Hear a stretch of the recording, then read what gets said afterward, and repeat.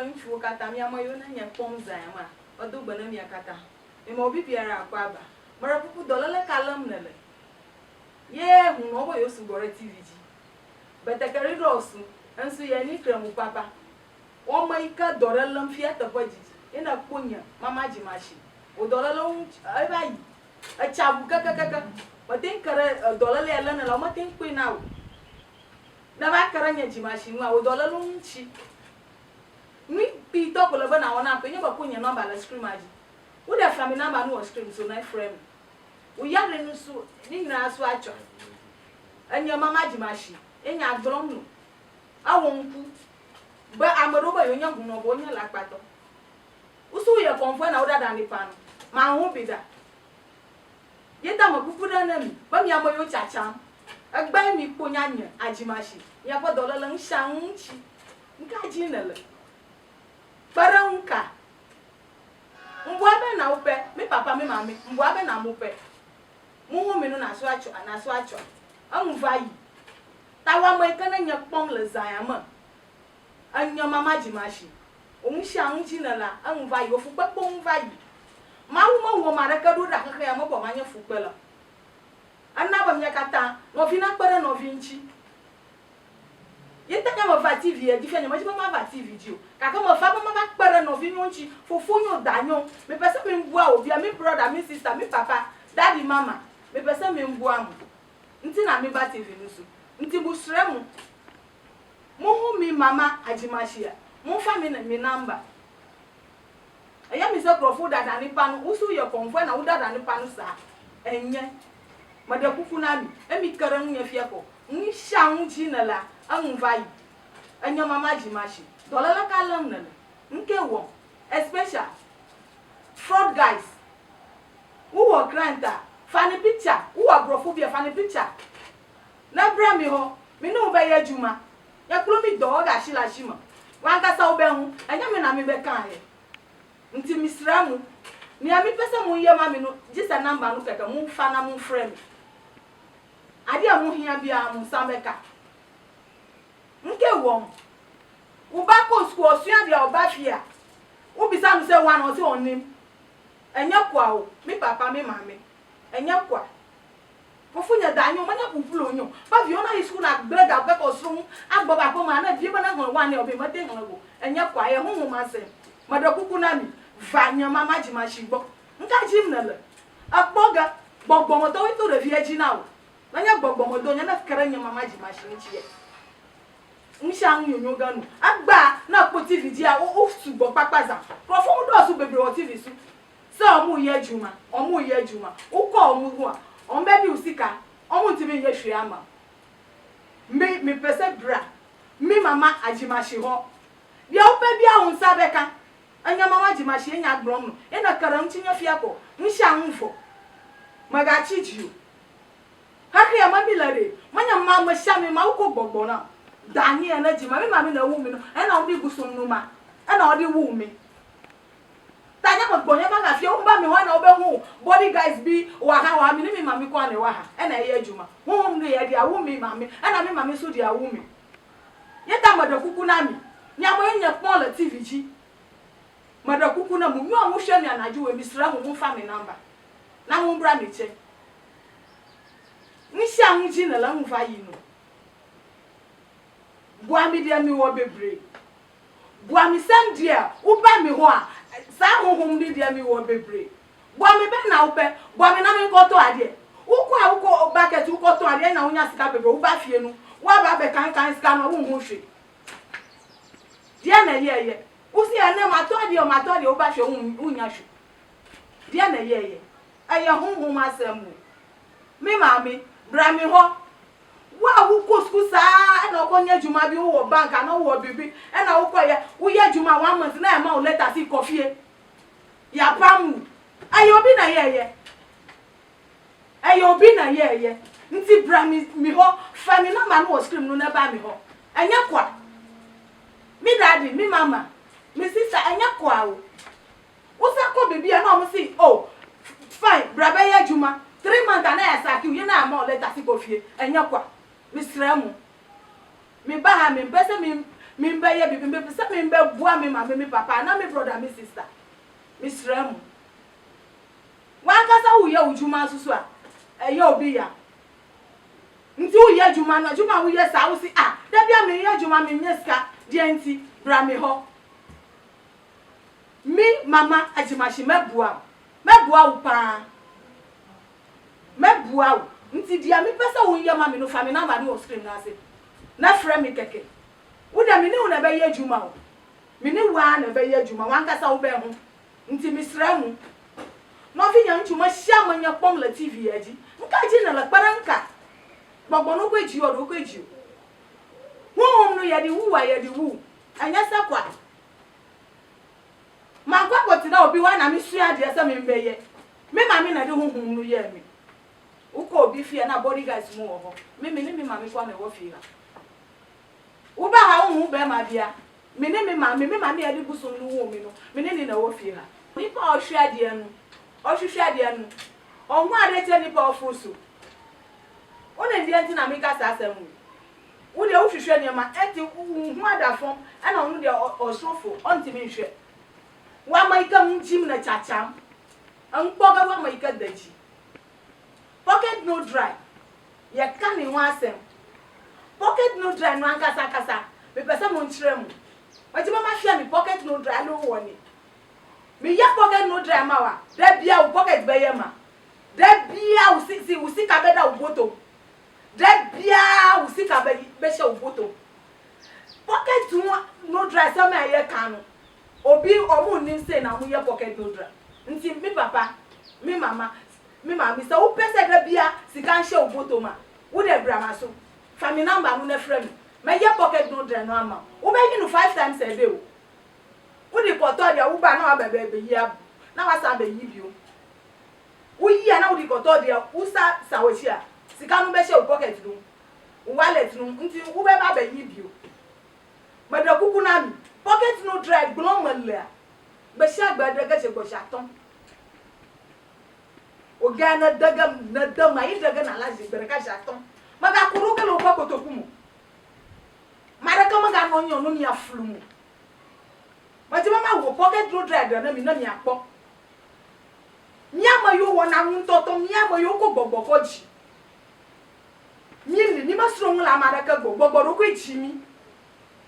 anya mama ji ma sha gbogbo ro ko ji eta nya mate mara ka bablo mu no ma bla na mala tv ji o na be nya foju to ano no vi oflu la tv ji ka foju na ho ma nya foju nto e ode nti pocket no dry no me pesa me nchira mu bi na mu nhwe bra me pa cho ma me wallet no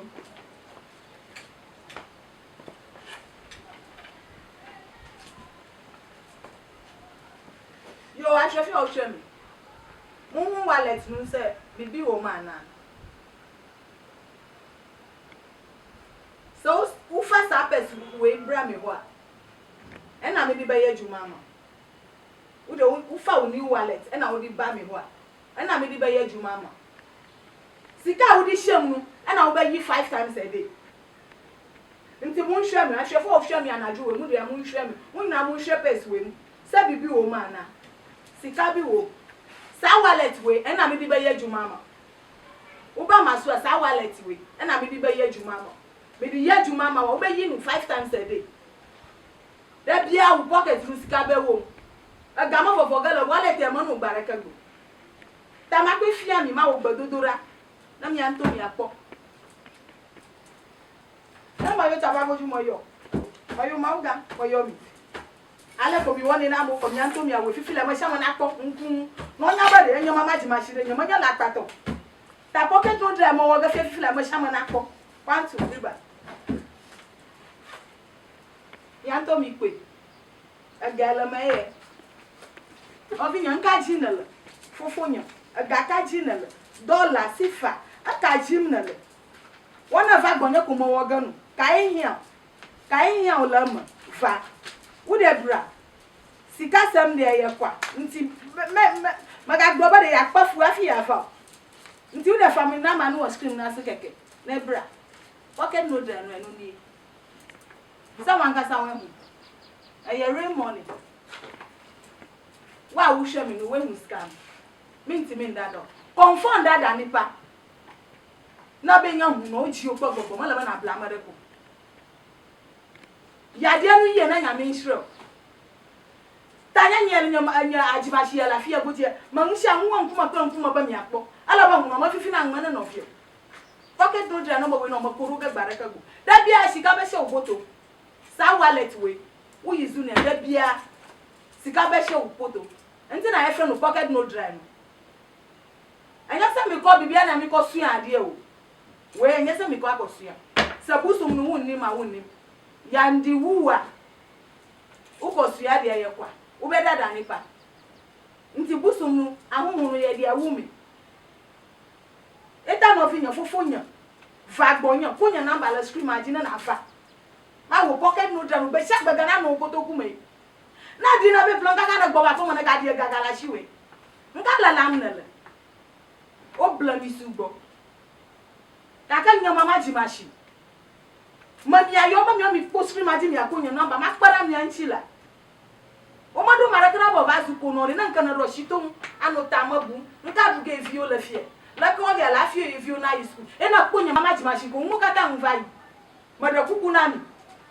mi chasu gbo o dun mi apa gao e ta nyama ji mama ba TV video anya mama jimashi nyama ji mama ba TV video kaka de mu na no shio na gbabe mako ga na no fi ode ana fi oflume bara no fi onchi no ma una ira manya no fiaba manya foju tota nyama wo ma we wo mi kata doda ta nsha no we pa ya ira lam eta mada kuku no ko ne number la stream aji na ayonya aji machine nsha nji na la kekegere o dola lo nkata chochoga o fu papo un chochoga maka no na kpafu na da school na idoji pa na kpoto nkaka vonda nkaka tonya ba jona fe no pama manya ku fle olo mara ko ekpolo ruba maganyu voi na ponya aji machiko nwo kata mu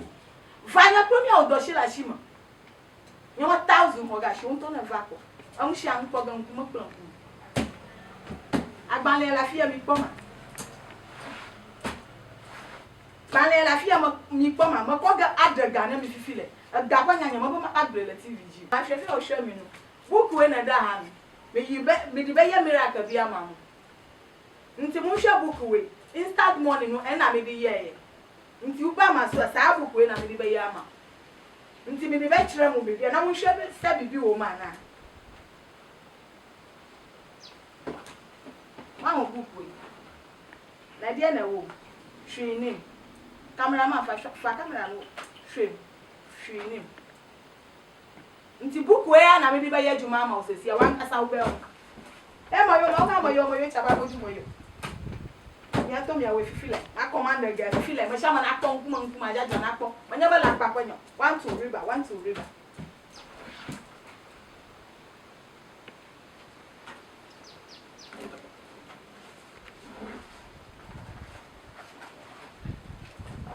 Bueno, sikanu na da msi. Upede. Uwa sasi we uni scan na uni uwode. Mun hwe scan ni o. Nka ji na la no finya nchu. Na va gbonya. Na ba kere ga mi na li fupa. Na nka na li anu tamabu. Nka ji na la agaya. Eye re money wo de bra me ho. Wan ka sa wo be hu. Agaya. No finya nka ji na la. Aga. Anonya no ko nyi fa mbesha gbagaya. Agaya. Nti wa wo hwe mi no. Isra mu mfa me number no was screen nas. Na mu. Say yesika sam dia eye koko. Wo pesika. Wo ni sika wo ni hwe. Obia crime bu embu se wo ye nipa. America mo buga la kaka mo kran ba nyamo. Ko na galashi wo. Na kpo mere kra totogere mo do gban. Eta mada kuku na mi konya mama jiba shi fa number. Ni afa gbonya makpere ni anchi. Nsha unchi mi le ma we na mi. Fufu nye danya maka nonyi na no tamabu na kana da she tamanu tamabu a o manyode va gbonyo fu papa mbe share na ba yinu konya na mala screen maji na ayonu mama jimashi makpere nchi aga panya ekoko aya madam anya deke aga gali magade dege unto na pon kuma manya ba lakpai amoti die divanza ba mabla dana jinya ba ga fie ba ko akara jinya ba me ya le nyanto glo mo le nai gbogbo ko jibi ni ya ko jiwe nchi do ga na la manya na yima de ka gbo be suru na na ko eta ma do kuku na mi nyomi ko number na mi ava se na yi sika nkasa kasa se na yi sika ofiera me kwa ba na me ba me di ba chire mo ma dogo fie ko ma ba fie mi alo de na gaga ntonto mi de na la ko ma fie na ma ba fie mi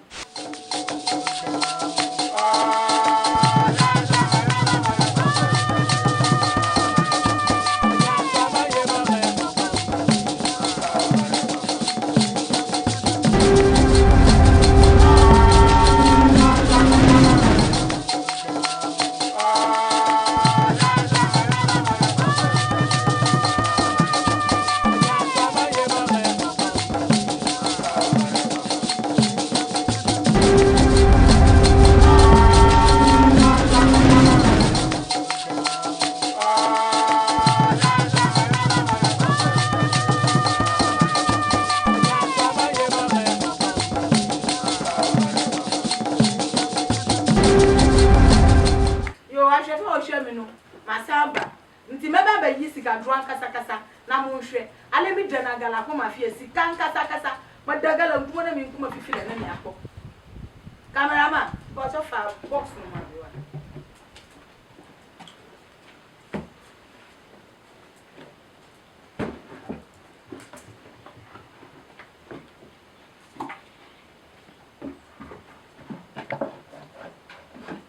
yo cameraman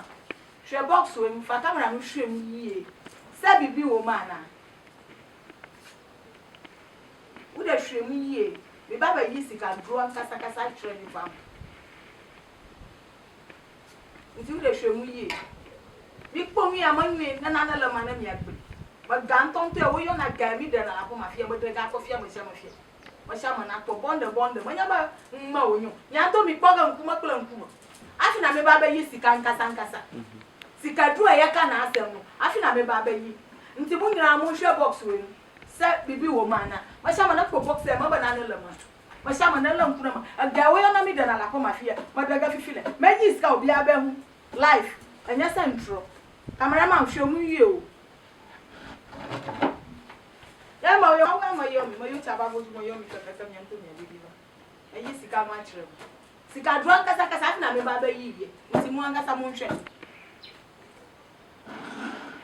cameraman we mu sika hwe chi okrofo mu o sha ma na koga ajega ntonto yo na bi de na la ko ma fie ga nya ya eye Raymond banya ba ngma fi gout eye sika nkasa uti na hwe ye de adichi a wonim dia wo bedi na odwi hu madakuku na mi va kpo ga ye na ga hia ma sha ma na fa anya mama ji ma shigbo wona ni jim na le na dre na kpo ga na chashi gali nka me ni fupan ni ko nya na bala scream aji na mi ava de ma va ma ba kpa na mi anchi ake ya na ma le no vision no vi pe na ra mo ta mo do kuku na mi va gbonye mi o mi ko nya number na mi ava na ga ma la shi on ka na nya la keke ya ma nya na na ko de ga ma la shi o bo ka na le mi va gbonye na mi ava kpo ga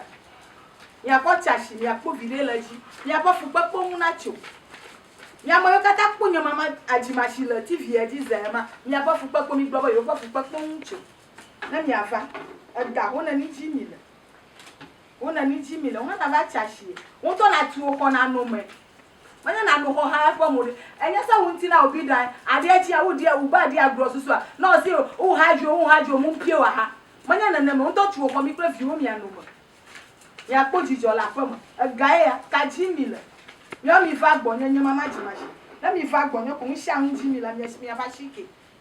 iga no fa mo e ko nya ponze mo ko owo mo woni fa gbonye o fu pepo na yi no enya se wo ba ma su ana mi se komotri de ko yi wo ibra ko market ne ko to we mi ma su eye ntisa mi sremu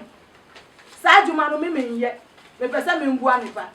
mi su mo se komotri anajo wo be kwa koye de nyanga sa mi nti bi ko cemetery anajo nti mi sremu yo mi va gonya gaye nka mi dachi mi va mi teranchi nya mi akpuga ya mi akọ wodo mi akọ mi avioji Sika we da me yi no ye sika kitwe bi. Nti me kwa dane me ho aba. Na ma ba ji sika dro nkasa e kire mu. Sika ye ka se sika no, me dane me ho aba na ma ba yi ama mu. Nti me de mu ntwe me. Me ba se si ya.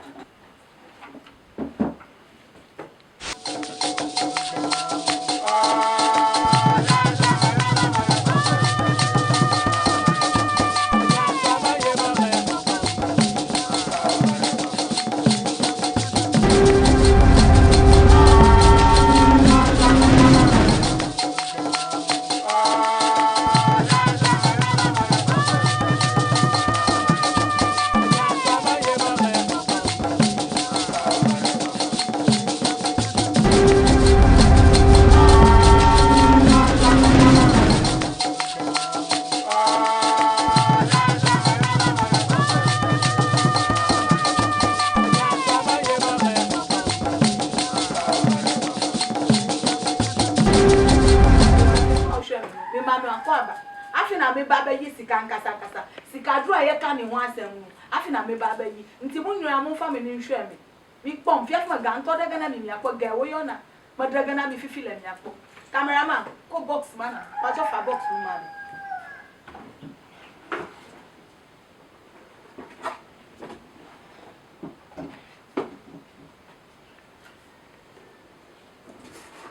yo afwe ko hwe me mo hwe box wo mu yi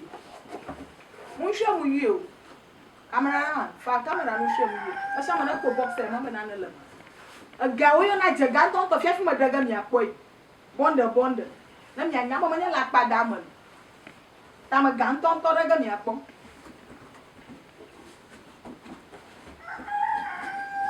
E ma ga mo yo chaba mo tu mo yo mi kaka mi anto mi adidi. No fi nya ntu mo sha nyon mo sha mana no nya kpo. Fiafi ma gan to daga. E ma ga mo yo chaba mo tu mo yo mi kaka mi anto mi adidi. Want to riba. Afina me baba yi sika nkasa. Umpe we na upe den. Umpe we den na upe. Cameraman, hwe mu ye. Umpe we ye na upe. Agana no nya nya no poma no fupa. Nka ji mi le. Bi ba gbonye mi akoga mi achachi mi akọ mi afiuti, mi akọ mi asonsi. Na gama la shi onka na be yawo. Woni sika, juma be na opesa wonye. Juma bia opesa wonye sika na wodi be ye o misramu, mumbra. Mumbra misramu ifa gbonya ega ka jimile makpada mi anchi dollar aka yo mi fa ega ka jimile mi taranchi nyala ega ka mi fa mi abofu pepo unacho vio be ayi school makpo ga ononyira akoma at the secondary school adogo school makpo ga na ononyira akoma de via konyifa paranchi tava gbonya nyekplo mi awodo na akpo vi oji oyi school e chomo gbede ihe na la paranchi o ga ononyira akoma na nuta mabu e na kpo nyama majimashi ko unsha unvayi ofu pepe dolala de share unvayi taranchi aga oyo na ye Raymond akajina mumbra na mumbeje sika musramu me pesa me mbu a obia Ghana phone nu na musramu mu da mu find me number no watch screen na se na mumbra na mumbeje sika maso aye de wo ba wo ntofui o wo de bra na beje sika nkasa wankasa sa hu aye Raymond wo de bra na beje sika ni va makpara mi anchi ya pofu pepo na chu na no nyira poma laga no ga fia kpoga taranchi nya anya mama jimashi na va na va kpoga nshi anu na bia wona we na chu ko mi kla vi o mi anu ga ka ji mi yo mi tava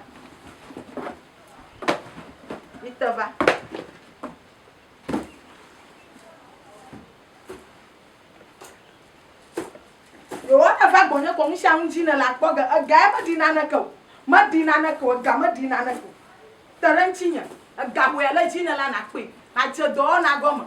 mi ga pafu mi ga globare yo do bu yo ijiji po amuna no ko na mi ga ne no jiji mi la gba po mi taranchi nya ga fiara ko ya modena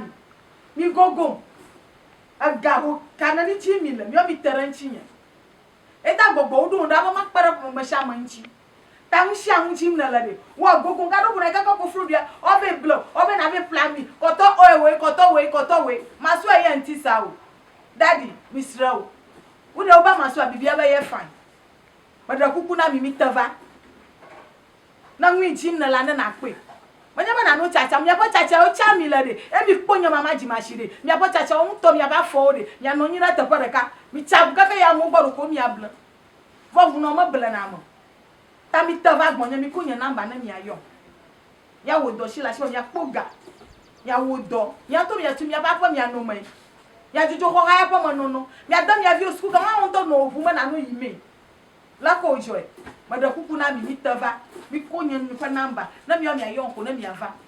nshang ji mi la mi poga adora lo ma po ma ton e ma po njejo tara nya ji ma shinchi adoma nva yi manya ba gada do la sa sie ha no ga afia te odo ta wa tara nchinya nshang ko ji na la ko gogo nkonya namba nya plumia do je dada vitoy ofo vitoy na ma we na mi apofu pa po na va yi te ofo nya kla danyo nya mo yo kata na po mo da pa na mi yo mi kunya namba pera ngre share ji mi le ya fanya mama ajima shigbo mo wo ga na mi eta ni mama ko mfu wo ko namba na ma pera mi anchi ta ya ga dogu bye bye Mira, Marcelo.